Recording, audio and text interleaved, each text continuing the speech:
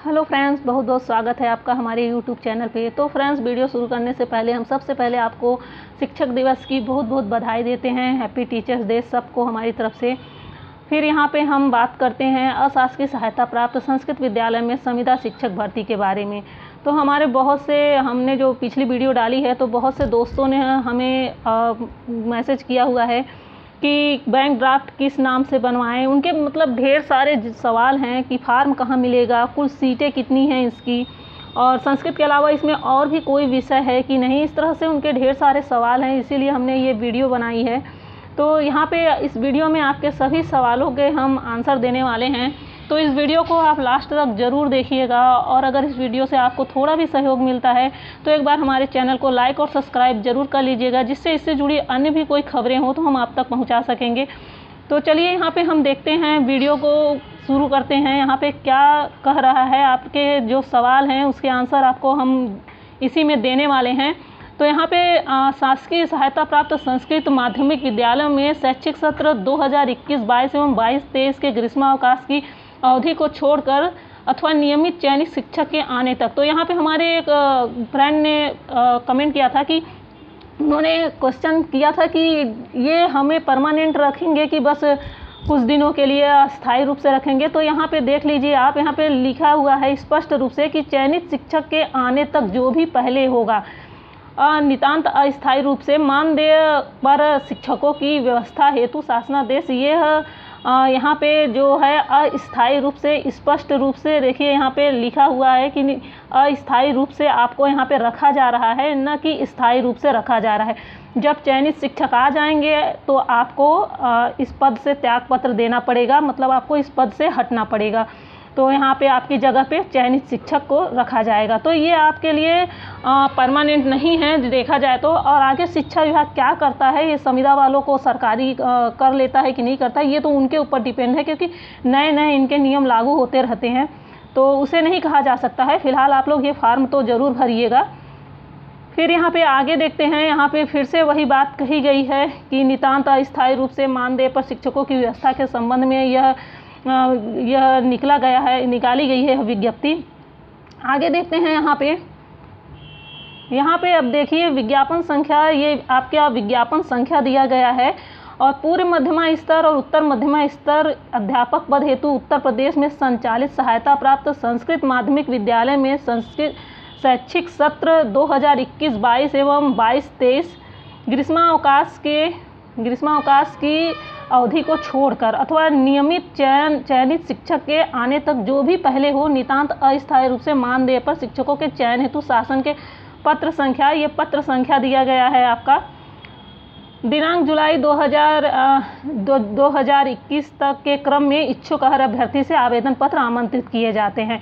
यहाँ पे विद्यालय का नाम दिया गया है, जनपद का मंडल का नाम दिया गया है, और यहाँ पे अब आ जाइए, यहाँ पे पूर्व मध्यमा एवं उत्तर मध्यमा दिया गया है। तो मेरे बहुत से भाई बहनों ने ये पूछा है कि पूर्व मध्यमा और उत्तर मध्यमा के अंतर्गत किस क्लास का आता है। तो यहाँ पे आप जान लीजिए पूर्व मध्यमा के अंतर्गत आपका 9 और 10th आएगा, और उत्तर मध्यमा के अंतर्गत आपका 11 और 12 आ जाएगा। यानी 9 और 10 की कक्षाएँ आपके पूर्व मध्यमा के अंतर्गत आएगी, और उत्तर मध्यमा के अंतर्गत आपकी 11 और 12 की कक्षाएँ आएंगी।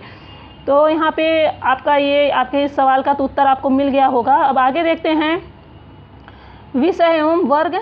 तो विषय और वर्ग यहाँ पे हम आपको बताएंगे। रिक्तियों की संख्या आरक्षित अनारक्षित, यहाँ पे मानदेय प्रथमा एवं पूर्व मध्यमा स्तर हेतु शिक्षण कार्य के लिए आपको 12,000 रुपये, और यहाँ पे उत्तर मध्यमा हेतु 15,000 रुपये देय होगा। आयु आवेदन करने की यहाँ स्पष्ट लिखा गया है कि 21 साल, जब आप फार्म भरेंगे उस समय आप 21 साल पूर्ण होने चाहिए।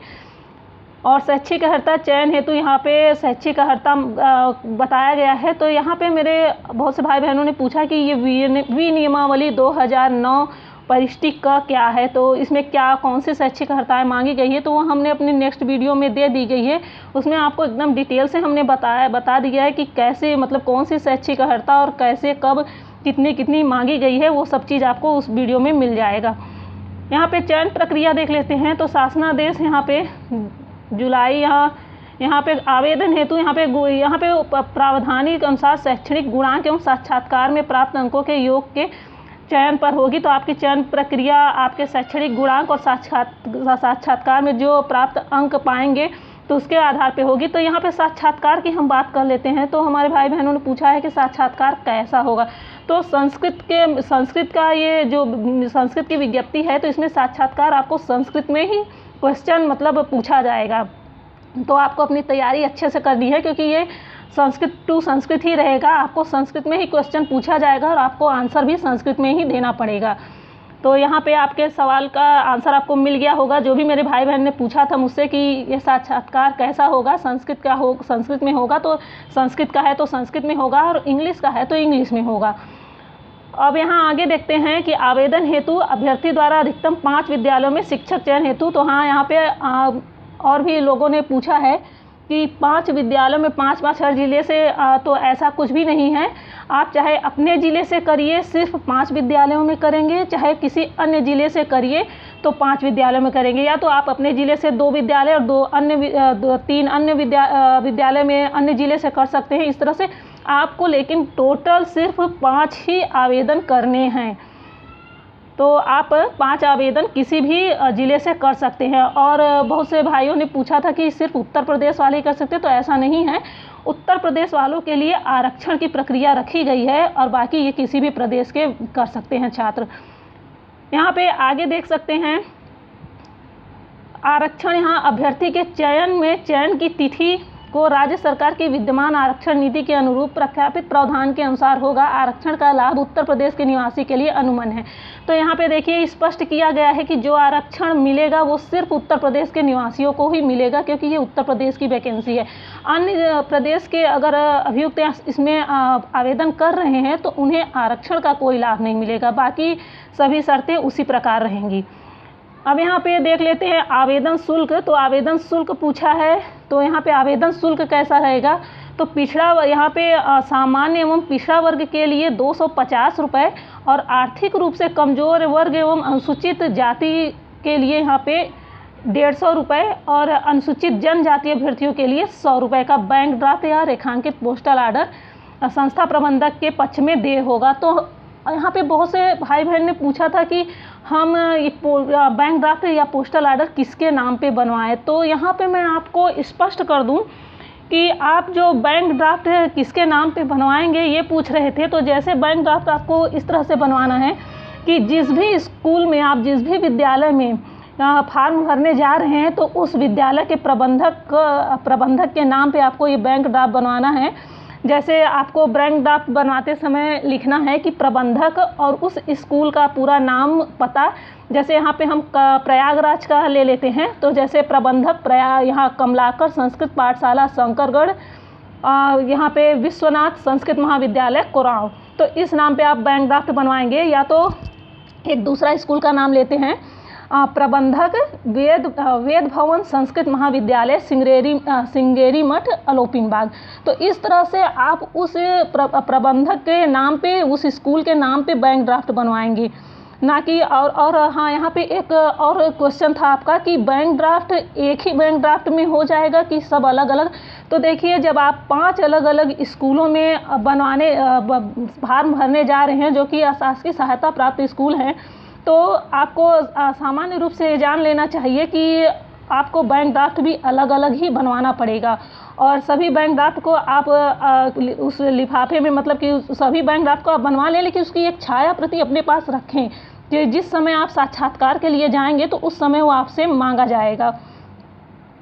अब आगे देख लेते हैं आवेदन पत्र के साथ अभ्यर्थी अपने शैक्षिक योग्यता। सभी यहाँ पे देखिए क्या कह रहा है कि आवेदन पत्र के साथ अभ्यर्थी अपने शैक्षिक योग्यता, सभी अंक, प्रमाण पत्र एवं आरक्षण के संबंध में प्रमाण पत्र की स्वप्रमाणित छाया प्रतियां, यहाँ पे देख लीजिए कि स्वप्रमाणित छाया प्रतियां अवश्य संलग्न करें।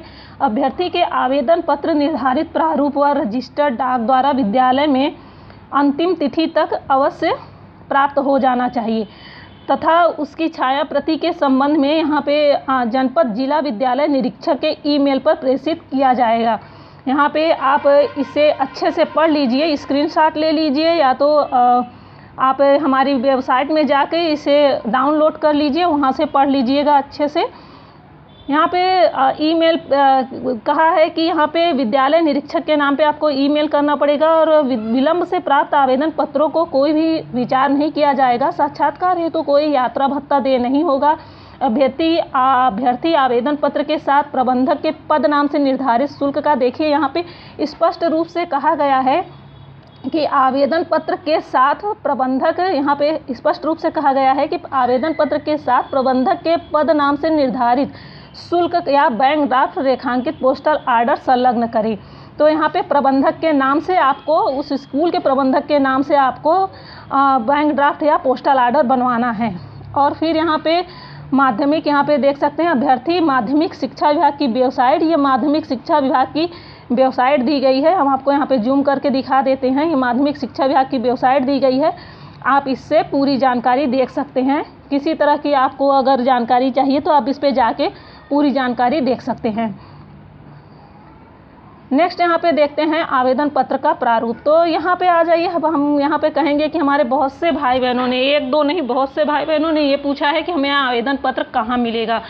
तो आवेदन पत्र के लिए मेरे प्यारे भाई बहनों, आप लोग क्या कीजिए, आप कुछ नहीं करिए। या तो आप जो वेबसाइट अभी हमने बताई है माध्यमिक शिक्षा विभाग की, उससे, या तो अगर आप उसको नहीं कर पाते हैं तो बस हमारी वेबसाइट जो सिर्फ क्विक जीके लर्न के नाम से इसमें दिया गया है, आपको डिस्क्रिप्शन बॉक्स में दे दिया गया है वेबसाइट का लिंक, तो आप उसे बस क्लिक करिए। वहाँ पे आपको एकदम स्पष्ट आवेदन पत्र का प्रारूप सामने ही मिल जाएगा। आप उसे डाउनलोड कीजिए और यहाँ पे डाउनलोड करने के बाद आप इसका एक जाके प्रिंट निकलवाइए और फिर उसी को आप भर दीजिए।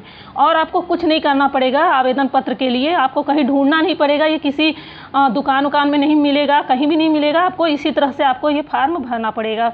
तो यहाँ पे आप देख सकते हैं आवेदन पत्र का प्रारूप यहाँ पे दिया गया है। एक फ़ोटो चाहिए आपको, जो फ़ोटो चाहिए, जो नवीनतम फ़ोटो होगी, नई फ़ोटो होगी, और विद्यालय का नाम, आवेदित पद का नाम यहाँ पे आपको लिखना होगा, अभ्यर्थी का नाम, यहाँ पे आप जिस पद के लिए पूर्व मध्यमा या उत्तर मध्यमा जिस पद के लिए अप्लाई कर रहे हैं उसका नाम। बाकी सब वही है जो प्रक्रियाएं सभी आवेदन में पत्रों में भरी जाती है।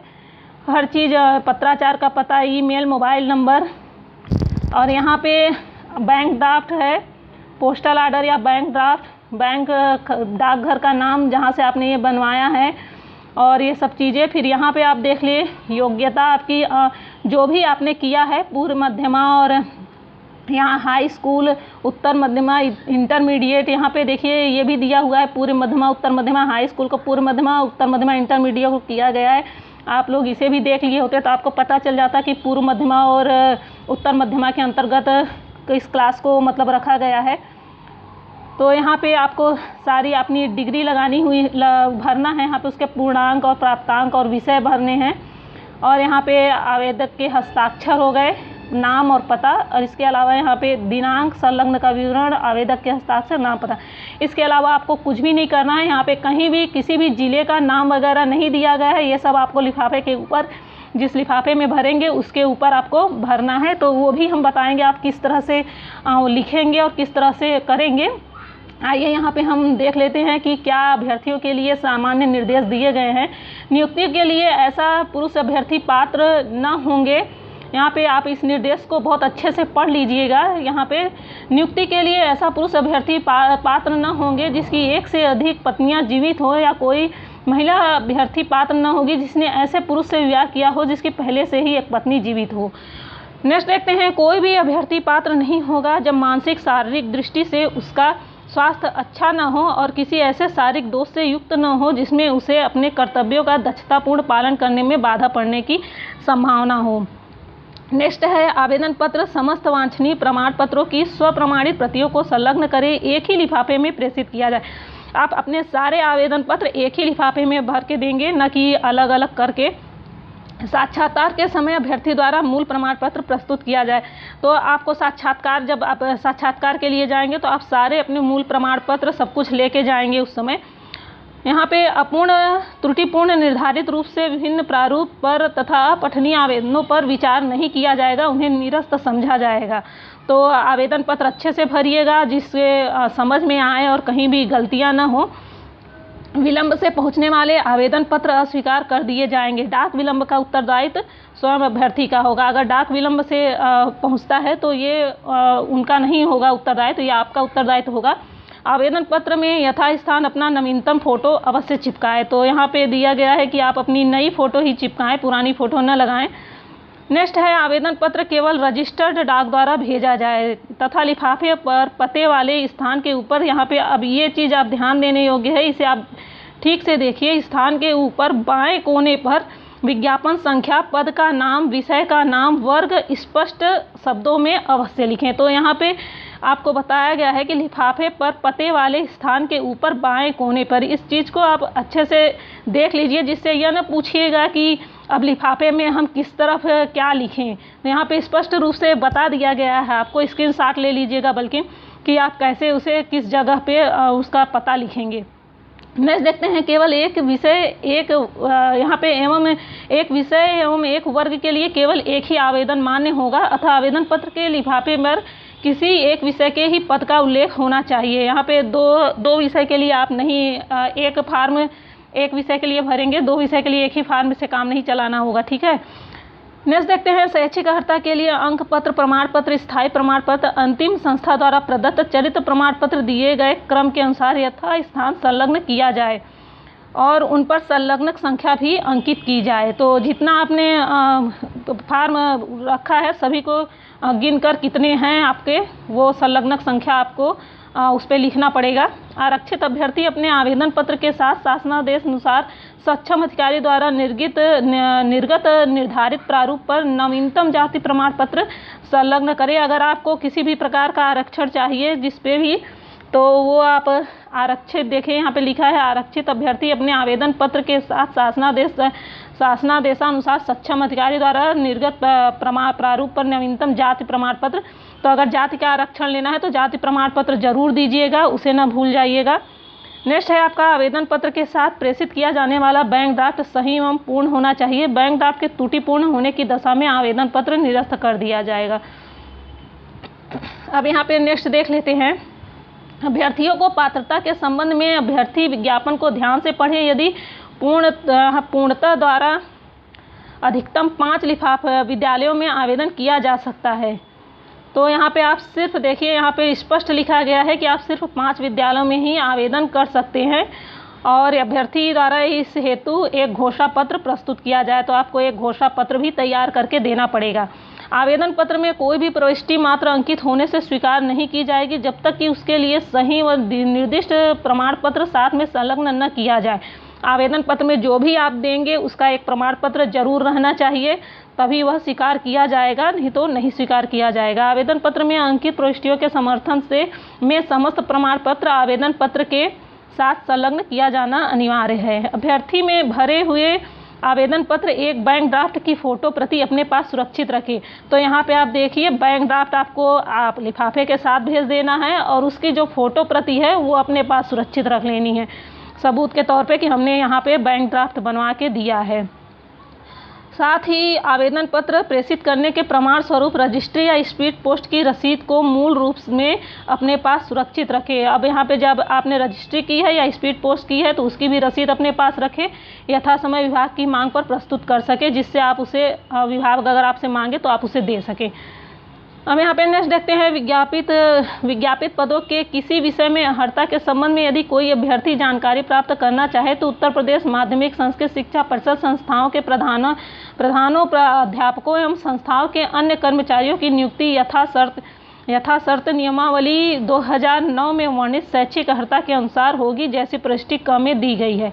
तो आवेदन पत्र प्रस्तुत किए जाने की तिथि को अभ्यर्थी की शैक्षिक योग्यता पूर्ण होनी चाहिए। साक्षात्कार हेतु कोई यात्रा भत्ता देय नहीं होगा। तो यहाँ पे आपकी शैक्षिक योग्यता पूर्ण रहनी चाहिए, यानी अपेड वाले कोई नहीं डाल सकते हैं, जो अभी कर रहे हैं वो नहीं डाल सकते हैं। जिन्होंने पूरा अपना शैक्षिक योग्यता पूर्ण कर ली है, बीएड वगैरह कर लिया है, वही डालेंगे। यहाँ पे ये स्पष्ट रूप से दिया गया है।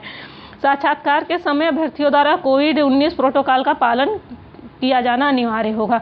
तो यहाँ पे आपका ये जो दिया गया है कि ये विनियमावली 2009 में शैक्षिक अर्हता के अनुसार होगी, तो ये आपकी शैक्षिक अर्हता क्या होगी हम ये आपको अपनी नेक्स्ट वीडियो में दे देंगे आपको शैक्षिक अर्हता, आप उसमें ज़रूर देख लीजिएगा। और उसे देखने के लिए आप हमारे चैनल को प्लीज़ एक बार लाइक और सब्सक्राइब ज़रूर कर लीजिए, जिससे आपको आपकी शैक्षिक अर्हता पता चल जाए, जिन्हें नहीं पता है उनके लिए।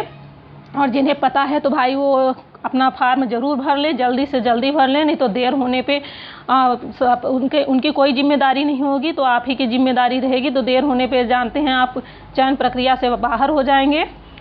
तो हम आपको नेक्स्ट वीडियो देते हैं, शैक्षिक अर्हता के बारे में हम आपको नेक्स्ट वीडियो दे रहे हैं। उसके लिए आप प्लीज़ एक बार लाइक और सब्सक्राइब ज़रूर कर लीजिएगा चैनल को।